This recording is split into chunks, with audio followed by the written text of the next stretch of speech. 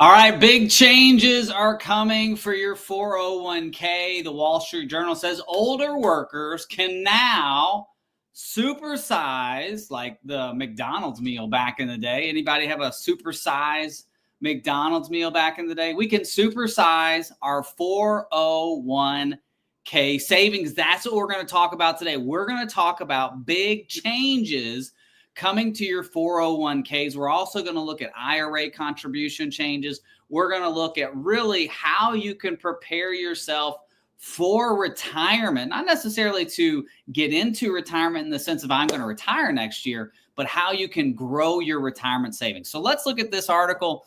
This is with the 401k changes now.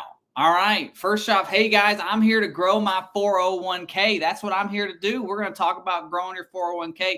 Steve, I love Steve's got I think that's an otter. Hey, Steve, welcome to the live stream. So older workers can put more money than ever in their 401k starting next year under a new law meant to boost retirement savings for people in their early 60s. Remember, right now, 2024, if you're under the age of 50, you have a certain amount you can put in your 401k. Once you get over 50, you have a catch-up contribution that you're allowed to put into your 401k. Well, now, once you get to 60, all right, between 60 and 63, you're going to be able to make up what they call a super catch-up contribution.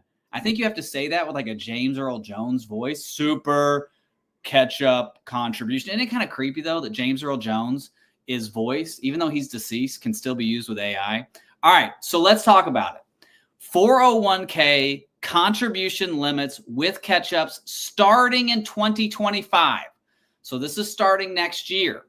If you're under the age of 50 right now, you can put $23,000 into your 401k, okay?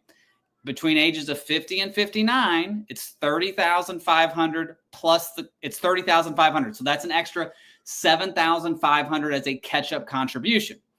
From 60 to 63, it's the same. 64 and over, it's the same. Now, the changes for the year 2025 are going to be this. Let me zoom in on this so we can look at this. The changes. Let's scroll over. So if you're under the age of 50 in 2025, it's $23,500. So we're getting about a $500 increase in the amount that you can put into your 401k next year. So the 401k contribution, if you're under the age of 50, is only going up $500. And for IRAs, it ain't going up nothing. So we'll talk about that here in just a second. Ages 50 to 59, the catch-up contribution is going to $31,000.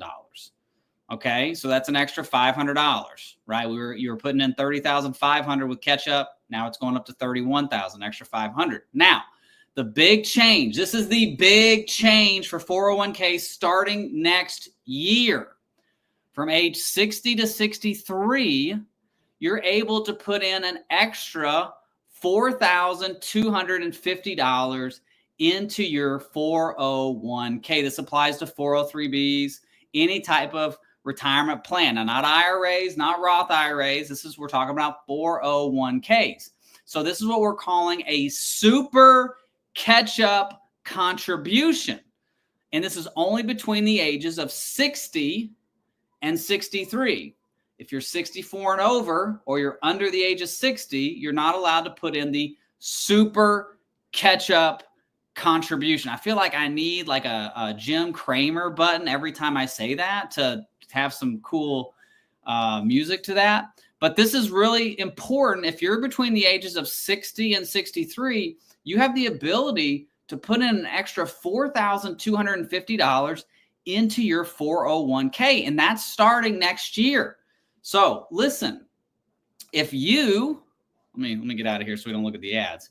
If you are turning 60 next year, or you're 60, 61, 62, or 63, and you have extra money, put that in as a super catch-up contribution if you have that ability to. It's an extra $4,250. Now, Congress added that to the retirement law back in 2022. And so what's really nice about this is you're having the ability to put in more money at a stage in life when your kids, if you are married and have kids or single and have kids, they're usually out of the house, right? Your expenses have usually come down. And so you're able to put more in to supercharge your 401k going into retirement. And think about it. If you're able to, let's just do some simple math. Let me just do the calculator. And let's take $4,250. And let's say that you put in, $4,250. Let's do that on a monthly basis. So that would be $354 a month. Or let's say $355. We'll round that up. And let's just do like, what do you think? 8% growth on that. And let's just do like 4 years of growth. 355 present value. Got to make sure I do my math right here. Whoops. 4 times 12. I mean, that's an extra $20,000 just in growth, right? 250 times that by 12. Oh, I'm sorry. That's 12. Yeah. 4,250 times 4, 17,000. Yeah. That's like over $20,000 in extra money that you're going to get to put into your 401k over the long term with some growth. So that's a huge amount of money that you're going to be able to save in one of the most critical times in saving for retirement. I get so many people. I was just talking to a guy recently, and he said, you know, he was like 62. The kids were gone. He says, I've got a bunch of extra leftovers. Now, not everybody's like that. And he's like, I'm maxing out my 401k. I'm doing the catch-up contribution. Our income doesn't allow a Roth IRA or an IRA. So what should I do? And, you know, and I said to him, you know, obviously we like the Freedom Fund. I like putting money into a brokerage account if you have over and above, and we'll talk about that here in just a little bit. But now he's going to have the ability to put more money into his 401k. So let's look at this again, and then I'll get to some of the questions here. Hey, and listen, in the comment section, leave what you're contributing in your 401k. Put in the comment section how much you're contributing percentage-wise or money-wise, what you're putting into your 401k or your IRA, your Roth IRA, your 403b. I think I saw one here. Thaddeus said, well, we'll just leave out the cuss word there. I thought I was doing good at 23%. You're doing good. Are you contributing 23% to your 401k, Thaddeus? Because that's really good. Because what the rule of thumb is, you want to be saving somewhere between 10 to 15% of your gross income to your 401k. So if you're putting in 23%, that is really, really good. So you are doing good if that's what I'm reading. Steve asked this question. If you're 63 next year, but turning 64 during the year, then you don't qualify for that increased catch-up contribution. Thank you, Steve, for the update on that. Yeah, I mean, this is something that I kind of find this as unfair, to be honest with you. And I know that people throw around like the fair comment a lot, like this is fair, this is unfair. But like, between ages, why did Congress pick between ages 60 and 63? You're able to put extra money. Like, what's the thought process behind that? I don't really understand that. And then at 64, they're like, oh no, now you're back to being down here, and you can only put in an extra $500. Like, I don't get that. I would be like, listen, over 60, if you're still working over 60 and grinding it out, which a lot of people are, yeah, you can put in an extra $4,250, no matter how old you are. But you know, I'm not Congress. Nobody voted for me this year in the election. EJ says, I'm putting in 12%. Oh, that's a cute picture there, EJ. Mo says 10% 401k, 10% Roth 401k. Mo brings up a great point.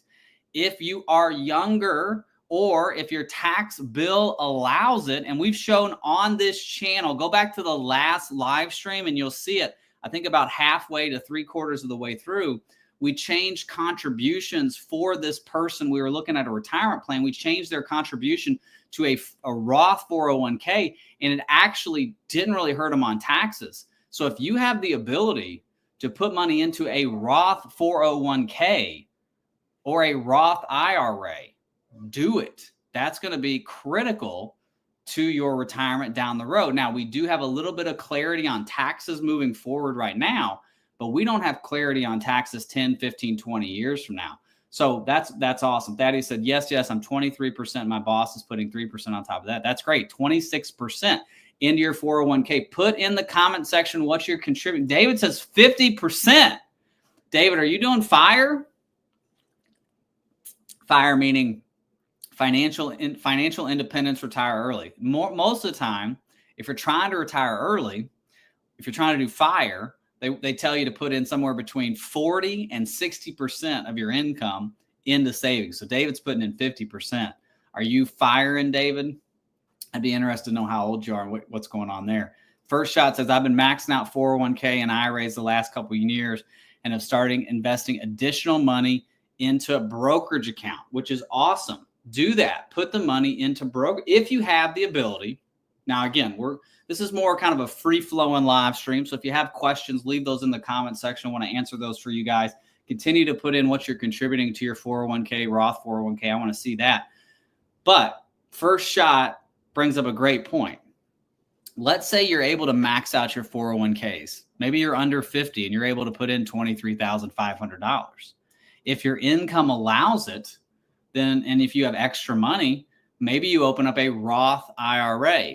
Think of Wall Street. I think I was going to talk about an article, not this one. Here, why employees should have an IRA separate from their work 401k. And First Shot brings up a great point. The Wall Street article talks about if your income allows it, putting money not only into your 401k, but also putting it into an IRA or a Roth IRA. Well, what's a blessing on this is you're able to save a ton more money. Now, if you put it into a 401k and an IRA, obviously it's all pre-tax money, so you're not paying taxes now.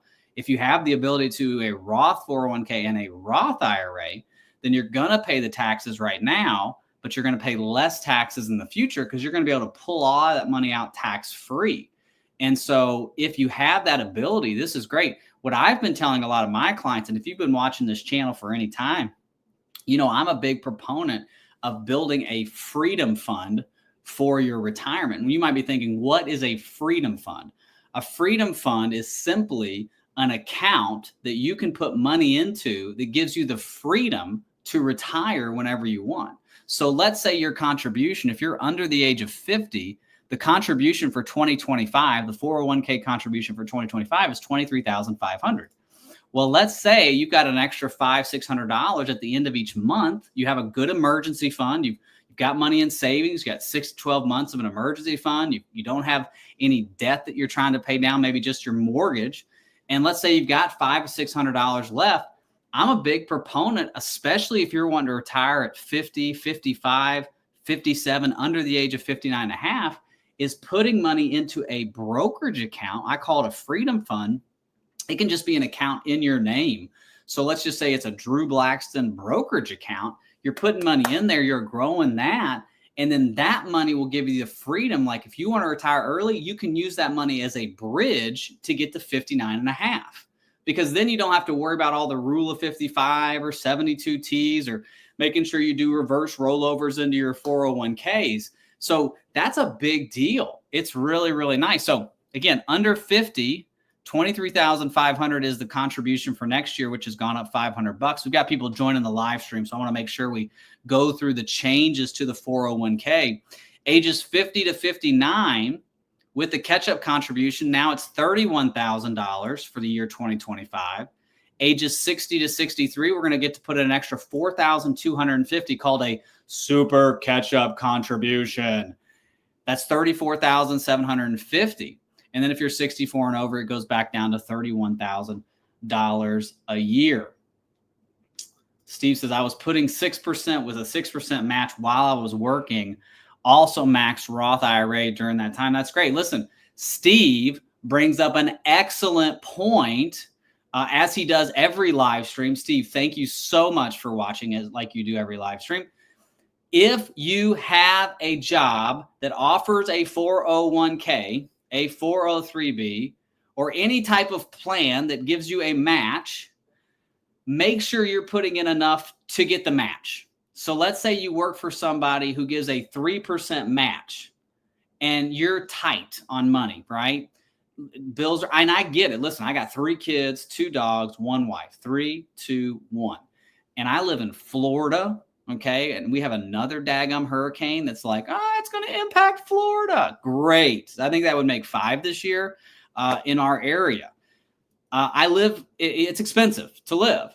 And so if you can put in 3% to get the match, do that.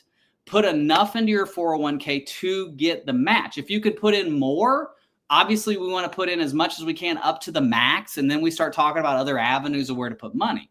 But if you're just starting out, if you're younger, listen, if you're older, tell your kids. I just got off the phone with a guy who works for NASA.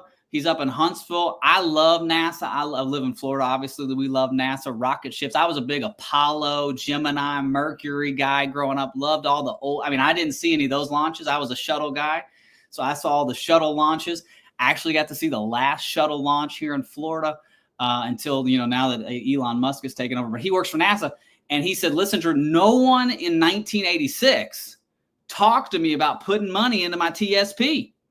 He said, I'm telling my kids, he's got great kids. They're serving our country. One's in the Coast Guard, one's in the Army. He said, listen, I'm telling them, put your money into TSP, max it out, because he understands, listen, I didn't get any education, but I want to tell my kids. So if you have kids, make sure you're talking to them. Or if you're just older and you're around younger people that work at your job, be like, listen, how much are you putting into your 401k?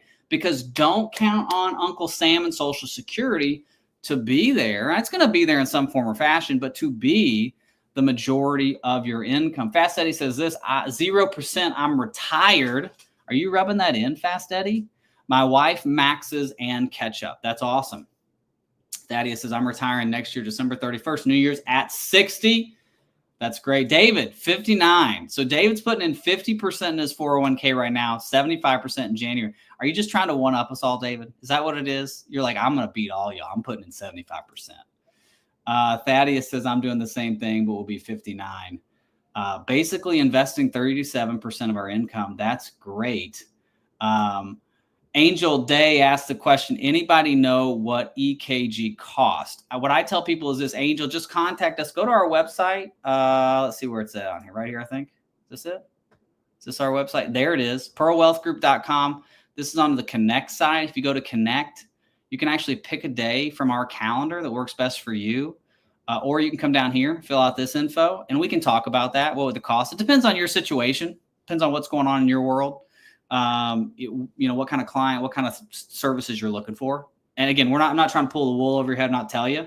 It's just kind of, if you give me like 10 minutes and ask some questions, we'll be fully transparent with what's going on in your world, but you can do that there. Okay. Let's go back over here. Let me look down here. Great. Keep putting in what are you contributing? What are you contributing to your 401k or to your Roth 401k? So this is what we're going to see when it comes to next year. When we're talking about contributions to our 401k, this is the big change, $4,250 between the ages of 60 to 63. Now they're calling it the super catch-up contribution, which is going to be awesome for you guys going into retirement. Now, let me show you something. This is an interesting figure here. This shows you catch-up contribution participation rates by income. Okay. Now listen, I'll put this article. Let me grab this article real quick. I'm going to put it in the comment section here.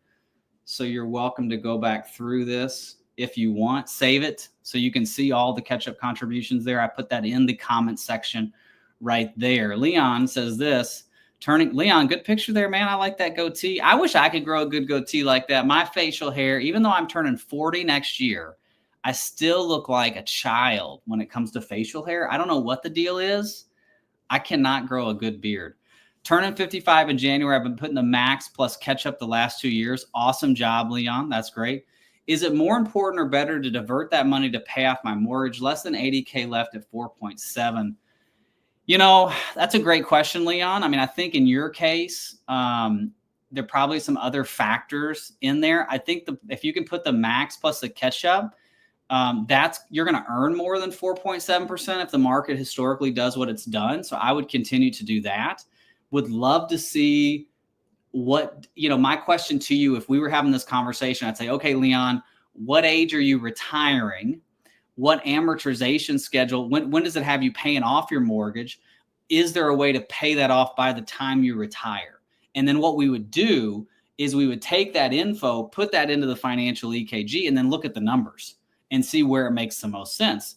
And we'd be looking at not just the tax side of things, because if you continue to put money in the 401k, if it's a traditional, we're building that side up, but then maybe not paying off the mortgage till after retirement creates more taxes. So do we pay off the mortgage early, create less taxes, but have less of a payment going into retirement? So that's something we could look at. But Leon, I would continue to do what you're doing. But again, I think there's some more info that we need on that. But you're doing awesome. $80,000 left at 4.7. That's fantastic. Irina asked this, and again, this is kind of a free-flowing live stream. We're talking about 401k contributions. So leave your questions in the comment section. I want to see how much you're contributing to your 401k. Are you doing the catch-up? Anything going on in retirement? Let's talk about that today. If your question applies, it might apply to somebody 3 years from now. So make sure you ask that in there. Irina says this, Irina 1972, is it better to take a yearly or monthly disbursement from your 401k in retirement? All right, let me give you my opinion on this because we do this a lot for clients. We're managing assets for them. We're paying out income. I tell people normally I like to do it on a monthly basis. So if you're trying to pay out income or every 2 weeks, some people like to continue to get their income every 2 weeks like they did when they were working. So we'll pay out income to clients every 2 weeks. From your standpoint, Irina, the reason I like the monthly, let's just say monthly, yearly, if you've got the money and it stays in your 401k, and let's assume that you've rolled the 401k to an IRA if you're over the age of 59 and a half. If we keep the money in the IRA on a yearly basis, that money is going to continue to earn. So if you're in dividend paying ETFs or mutual funds or stocks, or you're earning money, as that's paying out on a monthly basis, you're still earning money on, like in January, you're going to get your January payment. But your December monthly payment is still earning income, right? It's still earning market capitalization, appreciation. It's still earning dividends. It's still, so that money's staying in there and earning. So those later months, July, August, September, October, November, December, are still earning you income that's going to push the income into the following year. So for me, if I'm asking, is it better for yearly or monthly? I like the monthly because you're basically, that money that's paying you income now is going to pay you in, it's creating income for your future. Does that make sense, Irina?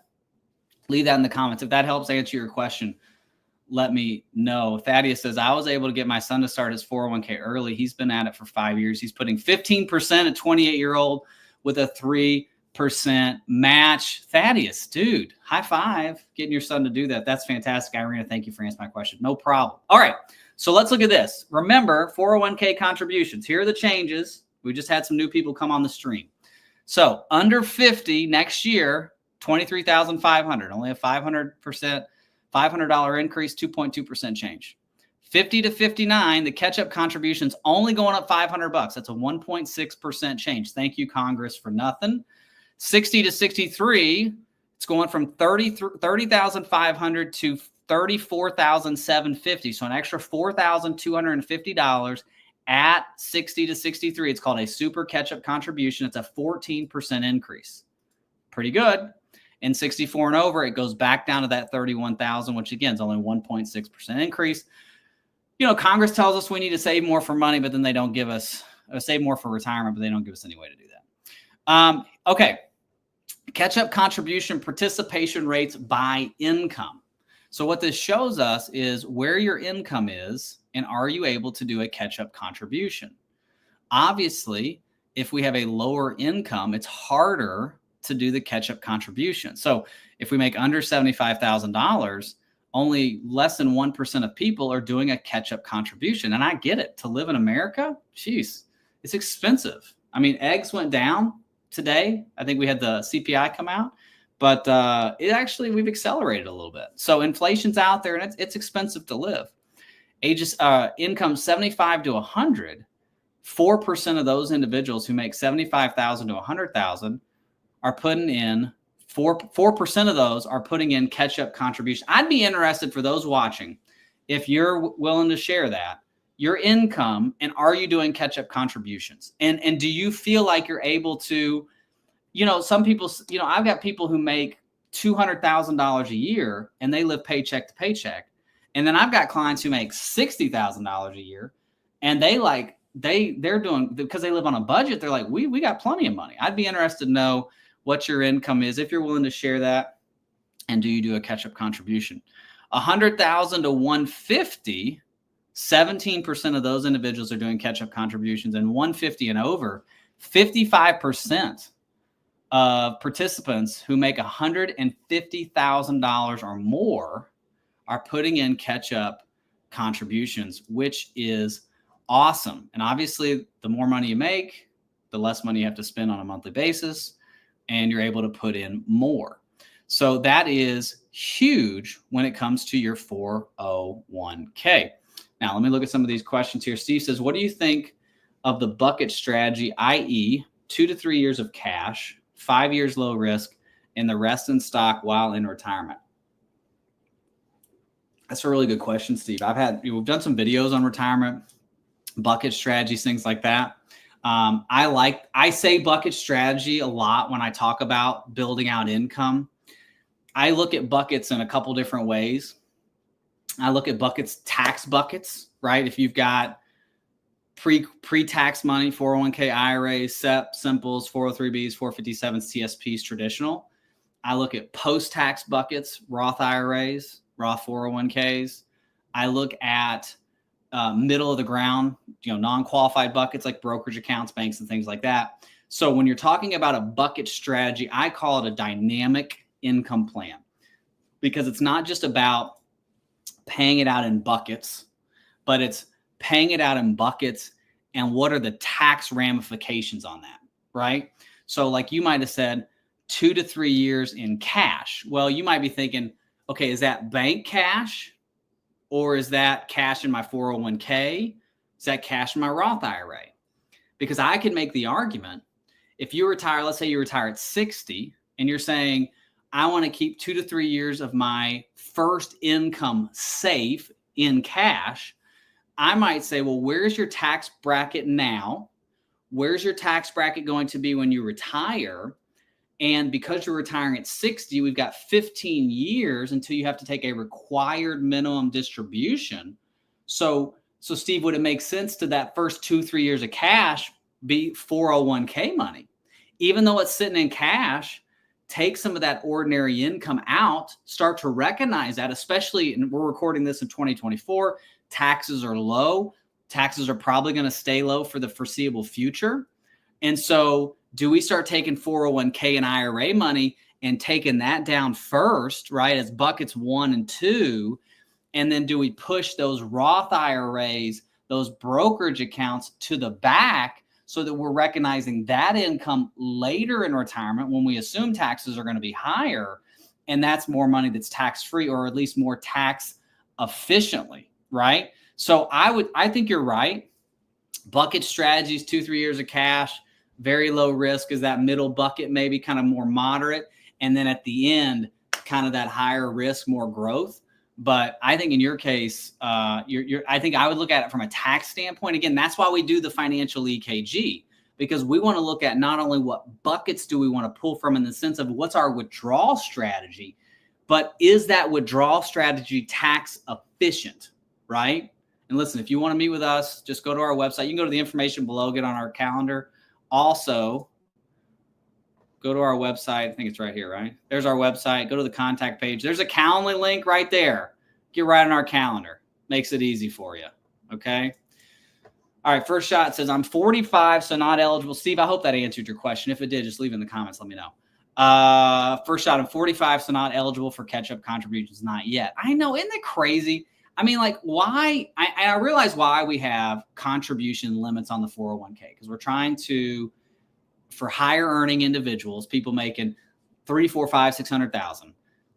The government's trying to say, well, we don't want to limit. We want to try to limit that so you pay your higher taxes now, right? But shouldn't there be I think for me, I would look at it and say, okay, first shot, 45 years old. If your income is below this level, you can put in X number of dollars into your 401k. Now, if your income's at this level, we already do that with IRAs and Roth IRAs. Why don't we do that with 401ks? Again, this is Drew, and I approve this message.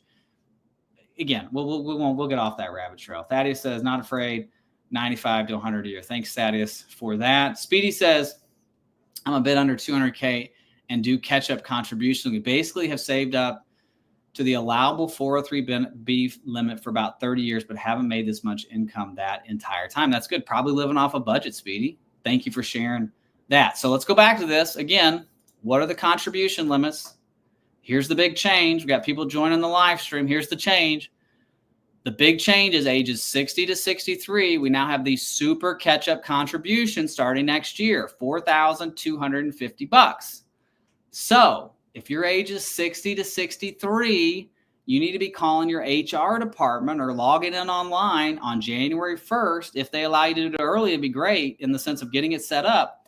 But if you are between the ages of 60 and 63 and you want to put in more to your 401k, make sure you make that update. The 401k provider is not going to automatically do it. Make sure, okay? So 2025 contribution limits. Under the age of 50, we're going up $500, 23.5. 50 to 59, we go up $500 on the catch up. 60 to 63, we went up 14%, and then 64 and over, we're back down. Okay? Hey, leave your comments, questions, kind of a free-flowing live stream. Any questions that you have surrounding 401ks, investing, IRAs, your retirement, let's answer those today. Let's have a little bit of fun. It's 11:30 on the East Coast. I got a turkey sandwich waiting for me at 12, so I got some time, and we can answer some of these questions. All right, let's see some other stuff I want to go through here while I'm waiting for. Steve says, thanks, Drew. I'll follow up with an email. Perfect. I appreciate that, Steve. Look forward to talking to you. And if anybody wants to email us, I'll put that in the chat section here. There's our email. That's in there. What are your thoughts on the guardrail withdrawal strategy? Mo, I'm glad you asked that. I feel like I coined the guardrail withdrawal strategy. Maybe I didn't. I call it the guardrail rule when it comes to EKG, on the EKG. So here's the question Mo's asking. He's asking, I think you're asking, Mo, what's the rate of return that I need to earn on my investments, so on my 401k, IRA, whatever, in order to distribute the amount of income that I need to last throughout my retirement? And I think, Mo, that's the question you're asking. And so let me give you my answer. And let me see if I can pull. I didn't have the software pulled up today because I did not want to go through that too much. But let me see if I can answer that. So the guardrail rule to me is this. What rate of return, what do you need to earn on your investments in order to make your money last forever with the income, with taxes, with everything going on? Do you eat a turkey? Speedy says, do you eat a turkey sandwich every day? Seems like most on your live stream. I appreciate consistency. What is it? Habits? Habits make the man. I do like sandwiches, Speedy. I think actually I have roast beef sandwich today, not a turkey. So boar's head roast beef was BOGO at Publix last week. And I got the BOGO boar's head roast beef. So I'm pretty sure it's roast beef, not turkey today. And I apologize for misspeak on that. All right, let me pull up an EKG real quick to show you guys. And let me see if I can find what I want to talk about here. Give me just a second. All right, so this would be, let me show you this example. All right. So this is Jerry, and this is a scenario that we're working on. Mo's asking, what are your thoughts on the guardrail retirement strategy? And Mo, I'm going to pull that off there just for a second. So Jerry's got about $220,000 at retirement at 65 years old, okay? As you can see up here, Jerry's going to run out of money at 86. So what the software tells us is that based on his Social Security income and based on his net monthly expenses, net after taxes, his rate of return needed to avoid a shortfall is 6.61%, meaning these investments right here, so his IRA, his Roth, his individual account, his bank account, all that all needs to add up to a 6.61% rate of return in order for Jerry's money to last until age 100. Okay, now, this is going to 86. At 86, he still has the house, still has Social Security. He's in good, this is not a bad situation. Most men are living to about 77. But the guardrail rule is telling us that he needs to earn 6.6%. So if his investments are at like 2%, I'm not going to try to get him to be more aggressive, but we need to earn a little bit more to try to push these investments out. Now we're projecting a 4% rate of return on this. So when Mo says what's the guardrail withdrawal strategy, the guardrail saying, hey, Jerry, you got to go a little faster. You got to speed up if you want to make this last longer, or you got to lower your expenses, or you got to work longer. Okay. Now on the flip side, so let me throw you on the flip side real quick. On the flip side, let me find one here that I've messed around with, y'all. Let's see. I got to find somebody that I've already adjusted. Let's see. Oh, there's Andy Taylor. Let's see about Andy. Current scenario. And if you have questions, leave them in the comment section. I want to go through that with you. I think this might work. Okay. So this is, and again, this is a scenario. This is Andy Taylor and Helen Crump. Any Andy Griffith fans out there? I am a huge Andy Griffith Show fan, and Matlock. I like Matlock, not the new Matlock, but the Andy Griffith Matlock. Okay. And I do like, my kids and we have Pluto on our TV, and we'll watch the Andy Griffith Show. Like, they love the Andy Griffith Show. That's like when comedy was actually funny. Like when you didn't have to like cuss or make a crude joke for it to be funny. Like, so I like the Andy Griffith Show.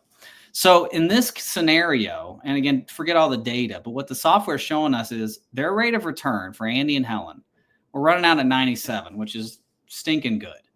4.89% is the rate of return needed to avoid a shortfall.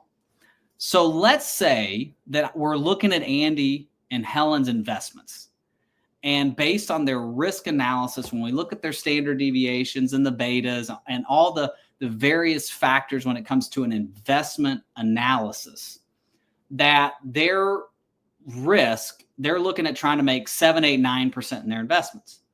And I come back to Andy and I say, hey, Andy, you only really got to earn 4.89%. Let's say 5%. And this money will last well into your late 90s. So the guardrail rule, Mo asked, what's the guardrail withdrawal strategy, is why go the extra speed when you don't need to? Like, Andy and Helen have won the game. They just have to earn 5% and they're going to be okay. And this number is calculating in Social Security, taxes, inflation. And so we're looking at it as a whole and saying, what rate of return do you need to earn in order to make this money last forever? And that's for you. If you're thinking about retirement, you need something like this. You need something that's going to tell you, based on all of my data, travel, inflation, kids, taxes, everything, what's the rate of return that I need to earn to be successful? Monte Carlos are great. They'll tell you, oh, you got a 65, a 95, an 85% chance of winning or of success. But I want to get down and be even more critical on that. Does that make sense, Mo? I hope that answered your question. If it did, just let me know on that. Let's see. Thaddeus says, I wish I knew about 401. I wish our parents taught us more about putting money aside for our future. I mean, if you're a parent, you got kids who have kids, start talking about putting money away. A lot of our parents came from a generation of pensions, Thaddeus, right? So they thought, I'm going to work for Ford. I'm going to work for GM. I'm going to work for whoever. I'm going to get a pension. And then that all changed in like the 80s. And so a lot of people, they were like, oh my gosh, they're going away. Companies are going bankrupt. And so that's where we have some issues there. Steve says, love the haunted house episode of Andy. It's a great episode. I enjoy, we saw the episode the other day where Gomer goes into the Marines, because Gomer Pyle had his own show, right? I can't remember the title of the Marine show that he was in, but it was the episode where he enlists in the Marines. I had never seen it before. So Gomer and Andy go to the Marine base, and the sergeant who's in the show with Gomer is a Marine. He's there, and it's hilarious because they think Gomer Pyle is General Pyle's something or other, son or something like that. And so it's a very funny episode. Irina says, thank you for being one of the only advisors online. Talk to us normal people with less than $1 million to retire. That's what we do. I mean, listen, and I don't know if I don't think I pulled it up here. Let me see if I've got it on here. Here it is. Let me show you. This is why I talk to people with less than $1 million. Now, I'm not saying we don't talk to people with over $1 million. We talk to everybody because that's what I feel like we're supposed to do, right? I always say, people talk to me and they'll say, well, Drew, do you have account minimums? I say, no, we don't have account minimums. Here's what my minimum is. I take care of whoever God puts in front of me. He takes care of the rest, right? He takes care of the rest. And so that's how I look at it. And so let me show you this. This is why we help everyday people. This is the median 401k IRA balances of working households with a 401k by age group 2019, and 2022, okay? This is from the Federal Reserve's data, okay? So the U.S. Board of Governors, Federal Reserve. So 55 to 64, the median balance 401k IRA is $204,000, right? So odds are, even with these great contribution rates what we have now, right now we have the super catch-up contribution rate for 2025, $204,000. And so it's really important. Now we've done really good. See, we're catching back up. I mean, we're going up. But most of you are probably asking the question, can I retire with $300,000? Like, can I retire with $400,000? Can I retire with $200,000? And I'm not saying that's the only people we help, because I've got people that call me and they go, can I retire with $2 million? But the real question is, can I retire? And like, am I going to be okay? That's what we want to answer. Am I going to be okay? And that's why we want the financial EKG. So we're able to say, you're going to be okay. You're going to make it. You're going to be okay based on taxes, healthcare. I mean, one of the things, again, we want to, for Andy and Helen, again, made up names, but they're going to run out of money in 97. We going to be okay, Drew? You're going to be okay. You're going to make it. You're going to be able to withstand a healthcare need. You're going to be able to withstand that. So that's why we do that. Eddie says, are you a fiduciary, sir? Eddie, what is that? 619 Cantina. Mexican. I like that cowboy hat too. That's nice. Yes, we are fiduciary, which means that we have to act in your best interest. L says, hi, Drew. Hey, L. How you doing? Mo says, get the EKG. I like that. Let's see. Speedy says this. Hey, if you have questions, comments, you want to talk about your 401k IRA, I got 15 minutes until I got a roast beef sandwich. Okay. Speedy, I think, checked me on the turkey sandwich. It's a roast beef today. Let's go back over here. Let's pull the 401k. Here's 401k contributions again. As you're joining the live stream, here's the updates. Okay, if you're willing to share, do you feel like the data generally aligns with your client situations, or are most of the people coming to you with $1 million? So, Speedy, I would say that the data, let me leave your comment up there. The data aligns with most of the people we work with. And maybe that's just how we've positioned our business, because I want to be kind of like The Rock, the people's champion. I always say I want to be the people's financial advisor.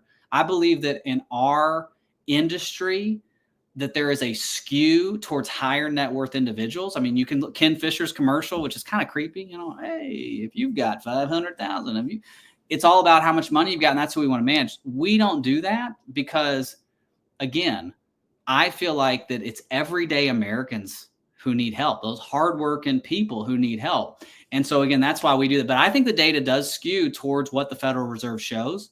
And I see that within our own practice. Randy in Kentucky says, what part of Kentucky are you from? I am from Elizabethtown, Kentucky. I was born in Owensboro. I lived in Glasgow for a little while, and then I spent most of my years in Elizabethtown, Kentucky, which last night, there you go, Kentucky Wildcat. That's a football helmet. Don't look at that. We suck at football this year. But we did beat the Duke Blue Devils last night. You can't spell Duke without UK in the middle. And we did put a whipping. Actually, it wasn't a really whipping. It was a great game. Can't think of the kid's name for Duke. Who's that big kid? Fogg, is that his name? I don't know his last name. He was really good, but Kentucky won last night. Really excited about that. Happy to see that. App 8718 says 600,000 at 60 single. Can I go part-time 60 to 65? Okay. How much are you spending on a monthly basis? How is this 600,000 allocated? Is it 401k? Is it IRA? Is it bank account? Is it Roth IRA? if you go part-time, how much of that money is going to make up your monthly expenses? But $600,000 single, that sounds like a good video for an EKG. And if you want to get in touch with us, go right here, get on our calendar, and let's talk about it. App says $3,000 a month, $3,000 a month, $36,000 a year. 6,000, 600,000. That's 6% you're pulling out of your 401k. That's something we have to look at, especially with taxes. 401k and Roth. Yeah, see, taxes, that's going to be big. AP 1873. We need to look at taxes on that. Also, healthcare. If you go part-time, what are you going to do for healthcare? That's a big cost, right? You got to think about healthcare there.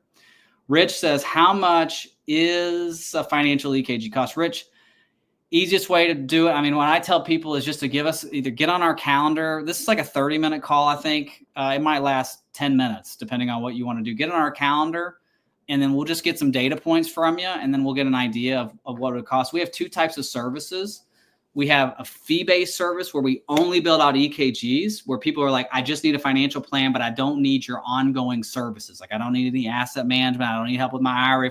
I just need the plan, and then I'll implement it. So that's a flat fee service, kind of depending on what's going on in your world. And then we do have a lot of clients where we do ongoing service, where we're managing IRAs, 401ks, things like that for people, and we charge a fee to do that. So that's why I always said, let's just have a conversation and go from there. So as you're joining the live stream, here are the 401k contributions for 2025. The biggest change, 60 to 63, super catch-up contribution, 4,250. Rich, I think I just answered your question. How much does an EKG cost? How much time does it take? I would say about 30 days, start to finish, just with the calendar right now, holidays, things like that. Usually about 2 to 3 weeks. But calendar right now is about 30 days because of Christmas, Thanksgiving. My birthday is Christmas Eve. I take some time off in December just because I'm tired. I got 3 kids. My youngest daughter, my middle daughter, which would be my youngest daughter because my youngest child is a boy. But my middle daughter has decided she wants to get up before the rooster crows. And so I'm exhausted right now. I should be drinking coffee, but instead I'm drinking pineapple spindrift. Is there a sunset provision on the super catch-up thing? I don't think so. If there is, I haven't seen it. If there is, leave it in the comment section. I don't know.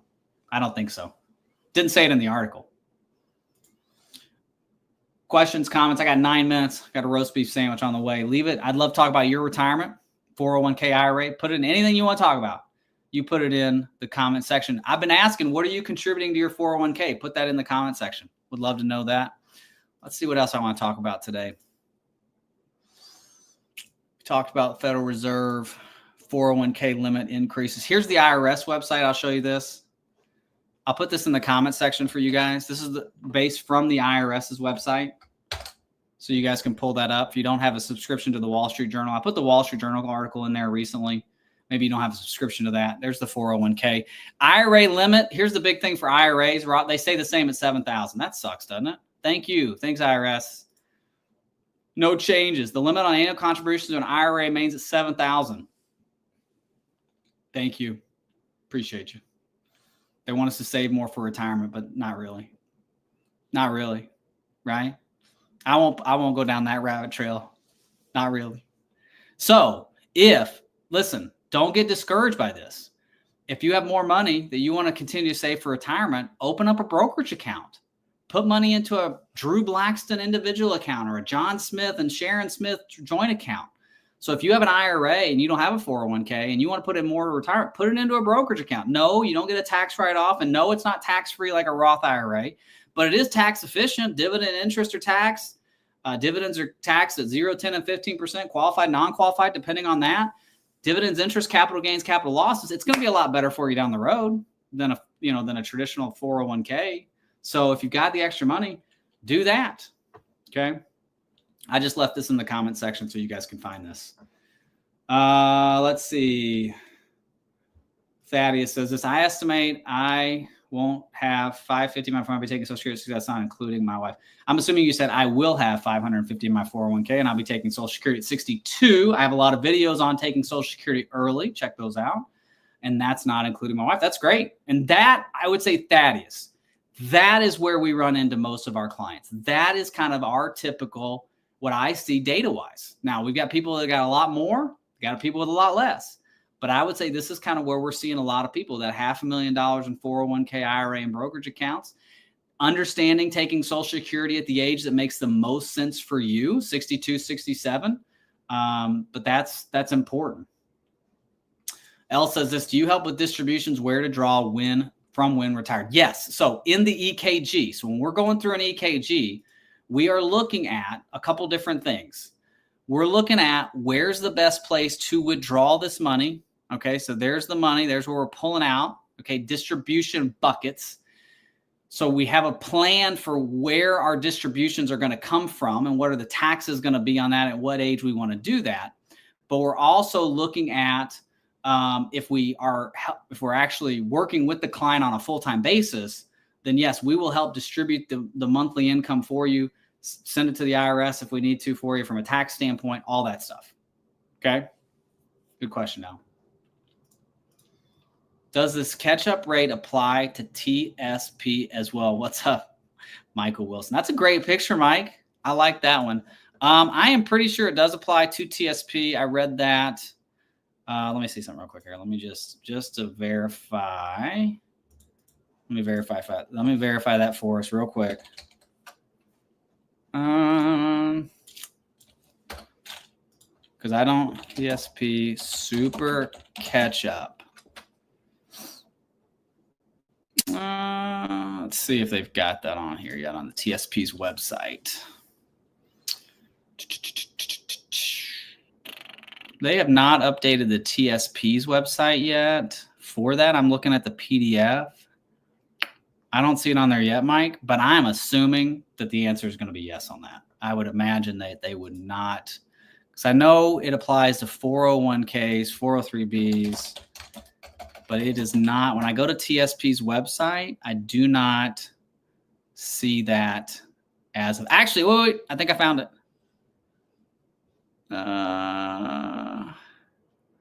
Here, I'm gonna put it in the. Hey, Mike, I'm gonna put it in the comment section here for you. I think it's right here. I think the answer is right there. So just pull that up, but I'm pretty sure that's what you're looking for.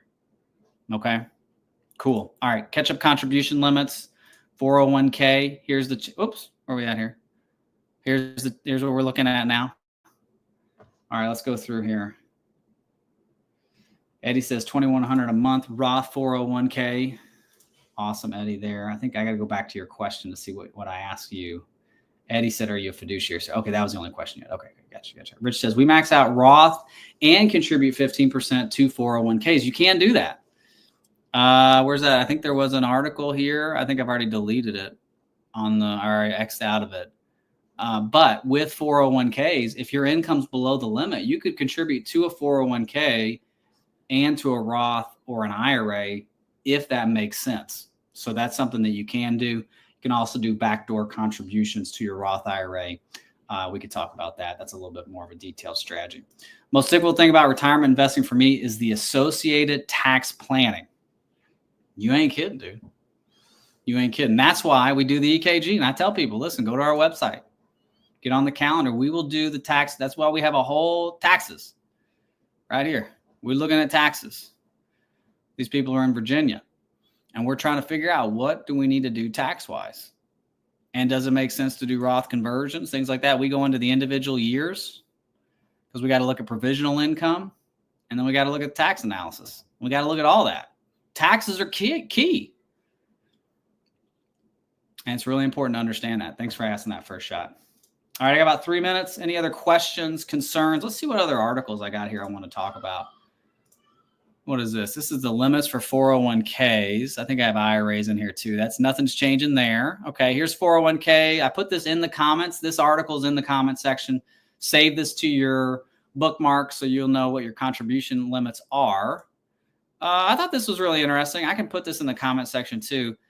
How long does $1 million last in every state? I just thought this was kind of interesting. I didn't know if we were going to talk about this today, but it kind of shows you, like if you're in, let's not say Hawaii, right? California, how long does $1 million last? 12 years, 8 months, and 5 days based on this data, right? So it kind of gives you an idea, like how long will money last in my state? Pretty cool article.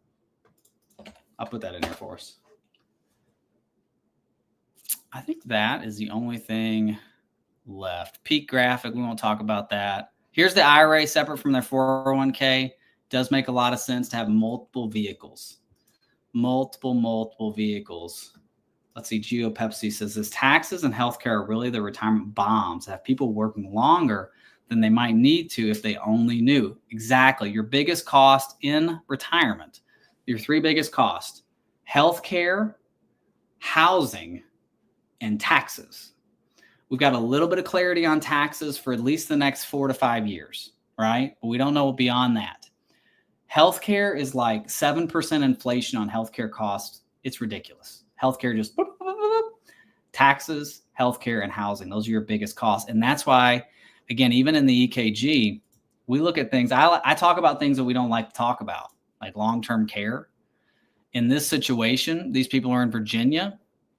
So 2023 monthly median cost, homemaker service, $6,500 a month if you got somebody coming in your house. Nursing home, $9,000 or $10,000 per month. And that's something for them. You know, if we showed them having 4 years of care, now look what that does to them running out of money at 83 years old. And we had them run out at 97 with no health care. So we got to have a plan for that. So those are things that we look at. We want to look at, I mean, what I always tell people is we want to run your retirement through a meat grinder and then see what happens on the other side. That's the biggest thing.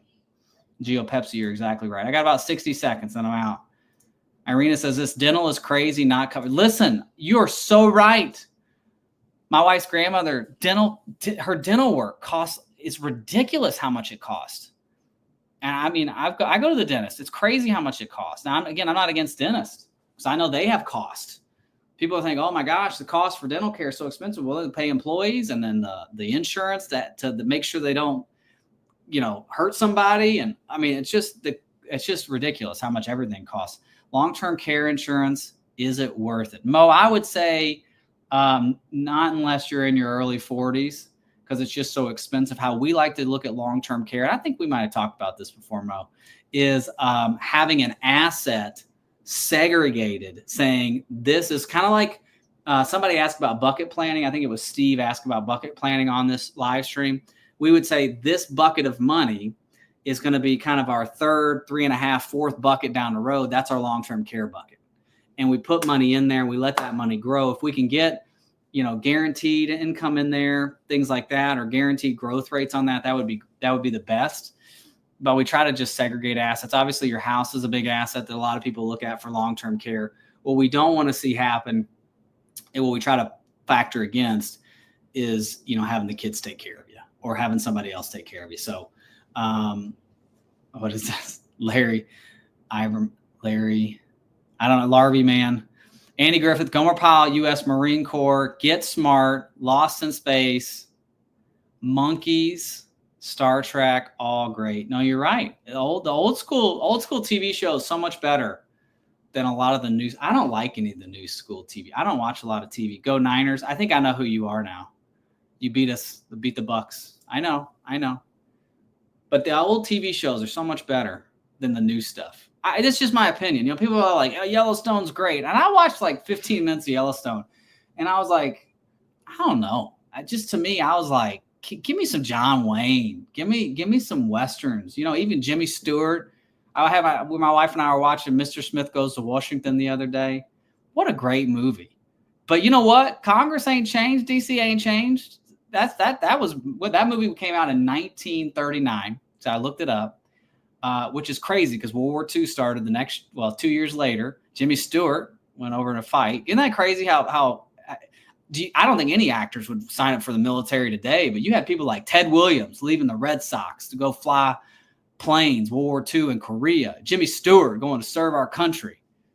Nowadays, Hollywood people are like, we're gonna move depending on who gets elected. We'll go. And I don't mean that politically. Like, you ain't American, then go. Just go. That's my 2 cents. All right. Cool, guys. Well, hey, thank you so much. Time for a roast beef sandwich for me. Here's the new contributions. Make sure you continue contributing to your 401k. Talk to you later. God bless. Bye-bye.